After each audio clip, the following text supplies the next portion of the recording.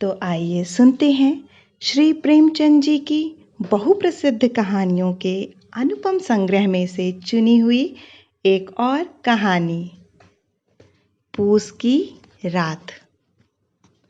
हल्कू ने आकर स्त्री से कहा, सहना आया है, लाओ जो रुपए रखे हैं उसे दे दूं, किसी तरह गला तो छूटे। मुन्नी झाड़ू लगा रही थी, पीछे फिरकर बोली, 3 ही तो रुपए हैं, दे दोगे तो कंबल कहाँ से आवेगा?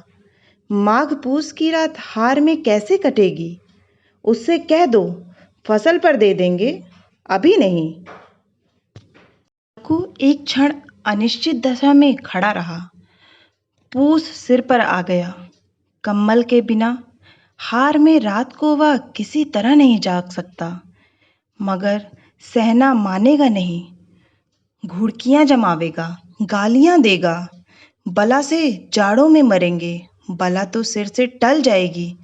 यह सोचता हुआ वह अपना भारी भरकम डील लिए, जो उसके सामने को झूठ सिद्ध करता था, स्त्री के समीप आ गया और खुशामद करके बोला, ला दे दे, गला तो छूटे, कम्बल के लिए कोई दूसरा उपाय सोचूंगा। मुन्नी उसके पास से दूर हट गई और आंखें तरेरती हुई बोली, कर चुके दूसरा उपाय, जरा सुनूं तो कौन सा उपाय करोगे? कोई खैरात दे देगा कम्बल? ना जाने कितनी बाकी है जो किसी तरह चुकने ही नहीं आती। मैं कहती हूं, तुम क्यों नहीं खेती छोड़ देते? मर मर कर काम करो, उपज हो तो बाकी दे दो। चलो छुट्टी हुई, बाकी चुकाने के लिए ही तो हमारा जन्म हुआ है। पेट के लिए मजूरी करो, ऐसी खेती से बाज आए। मैं रुपए ना दूंगी, ना दूंगी। हल्कू उदास होकर बोला, तो क्या गाली खाऊं? मुन्नी ने तड़प कर कहा, गाली क्यों देगा? क्या उसका राज है? मगर यह कहने के साथ ही उसकी तनी हुई भौवें ढीली पड़ गईं। हल्कू के उस वाक्य में जो कठोर सत्य था, वह मानो एक भीषण जंतु की भांति उसे घूर रहा था। जाकर आले पर से रुपए निकाले और लाकर हल्कू के हाथ पर रख दिए। फिर बोली, तुम छोड़ दो अबकी से खेती, मजूरी में सुख से एक रोटी तो खाने को मिलेगी, किसी की धौंस तो ना रहेगी। अच्छी खेती है, मजूरी करके लाओ, वह भी उसी में झोंक दो, उस पर धौंस। हल्कू ने रुपए ले लिए और इस तरह बाहर चला मानो अपना हृदय निकाल कर देने जा रहा हो। उसने मजूरी से एक एक पैसा काट कपट 3 रुपए कंबल के लिए जमा किए थे। वह आज निकले जा रहे थे। एक एक पग के साथ उसका मस्तक अपनी दीनता के भार से दबा जा रहा था। पूस की अंधेरी रात, आकाश पर तारे भी ठिठुरते हुए मालूम होते थे। हल्कू अपने खेत के किनारे ऊख के पत्तों की एक छतरी के नीचे बांस के खटोले पर अपनी पुरानी गाढ़े की चादर ओढ़े पड़ा कांप रहा था। खाट के नीचे उसकी संगी कुत्ता जबरा पेट में मुंह सा डाले सर्दी से कूं कूं कर रहा था। 2 में से एक को भी नींद ना आती थी।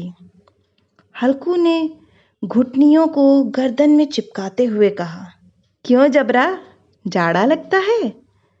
कहता तो था घर में पुआल पर लेटा रहे, तो यहाँ क्या लेने आया? अब खाओ ठंड, मैं क्या करूं? जानते थे मैं यहाँ हलवा पूरी खाने आ रहा हूँ? दौड़े दौड़े आगे आगे चले आए, अब रो नानी के नाम को। जबरा ने बड़े बड़े प्यार से दुम हिलाई और अपनी कूं कूं को दीर्घ बनाता हुआ एक बार जम्हाई लेकर चुप हो गया। उसकी श्वान बुद्धि ने शायद ताड़ लिया, स्वामी को मेरी कू कू से नींद नहीं आ रही है। हल्कू ने हाथ निकालकर जबरा की ठंडी पीठ सहलाते हुए कहा, कल से मत आना मेरे साथ, नहीं तो ठंडे हो जाओगे। यह रान पछुआ ना जाने कहाँ से बर्फ लिए आ रही है। उठूं फिर एक चीलम भरूं, किसी तरह रात तो कटे। 8 चीलम तो पी चुका। यह खेती का मज़ा है। और एक एक भगवान ऐसे पड़े हैं जिनके पास जाड़ा जाए तो गर्मी से घबरा कर भागे।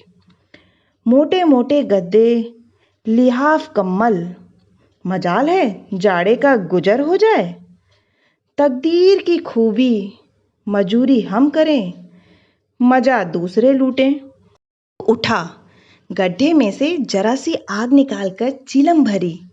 जबरा भी उठ बैठा। हल्कू ने चीलम पीते हुए कहा, पिएगा चीलम? जाड़ा तो क्या जाता है, जरा मन बदल जाता है। जबरा ने उसके मुंह की ओर प्रेम से छलकती हुई आंखों से देखा। हल्कू, आज और जाड़ा खा ले। कल से मैं यहाँ पुआल बिछा दूंगा, उसी में घुसकर बैठना, ना लगेगा।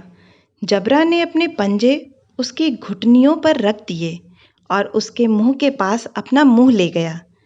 हल्कू को उसकी गर्म सांस लगी।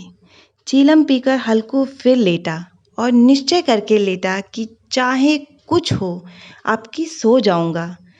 पर एक ही क्षण में उसके हृदय में कंपन होने लगा। कभी इस करवट लेटता, कभी उस करवट, पर जाड़ा किसी पिशाच की भांति उसकी छाती को दबाए हुए था।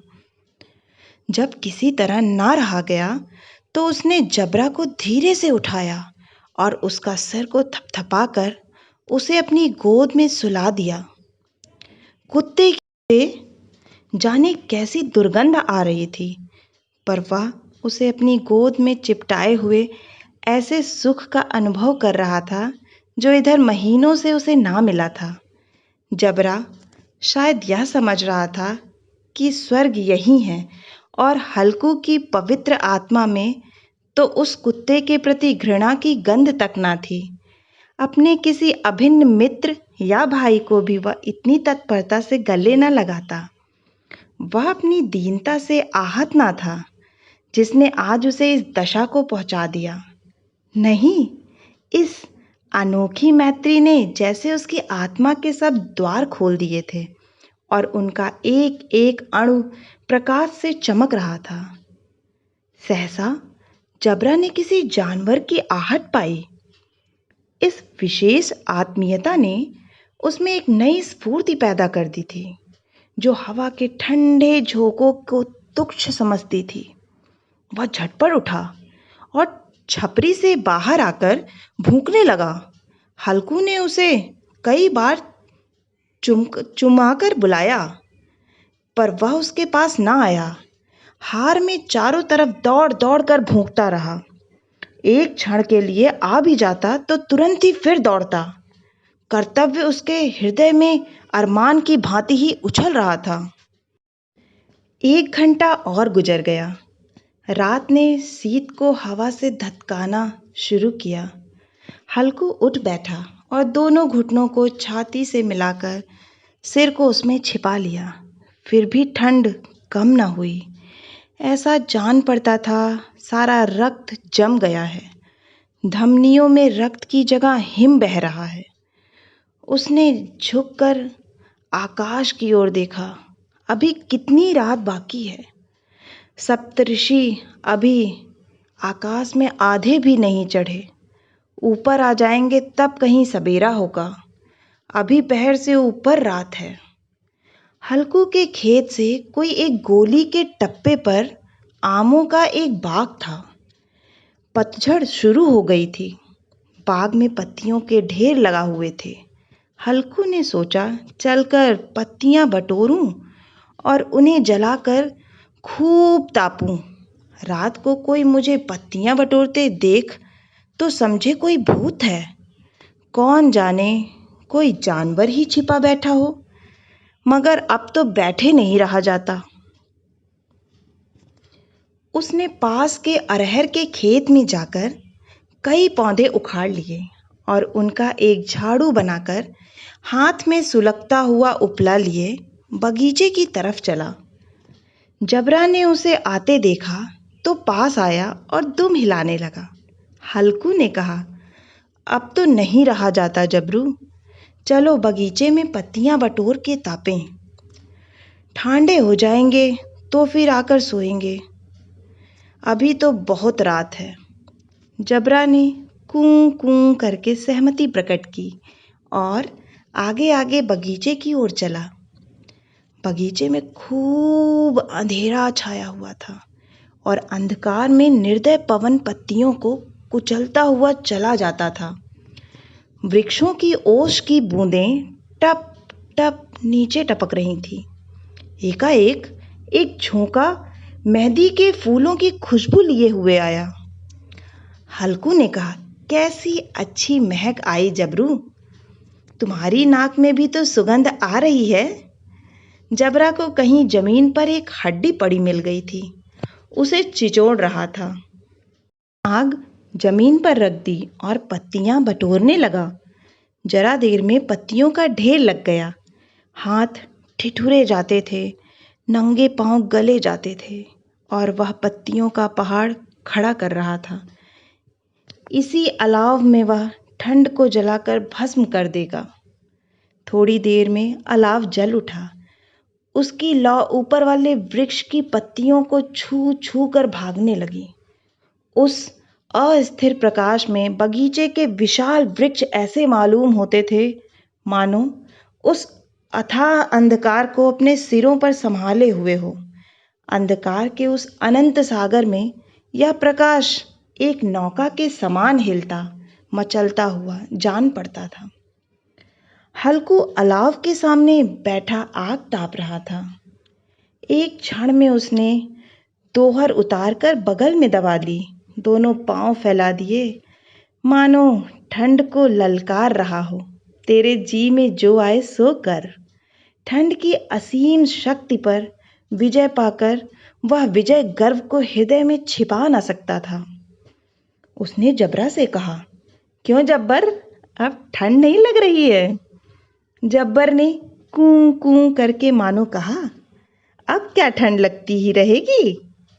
पहले से यह उपाय न सूझा, नहीं इतनी ठंड क्यों खाते? जब्बर ने पूंछ हिलाई।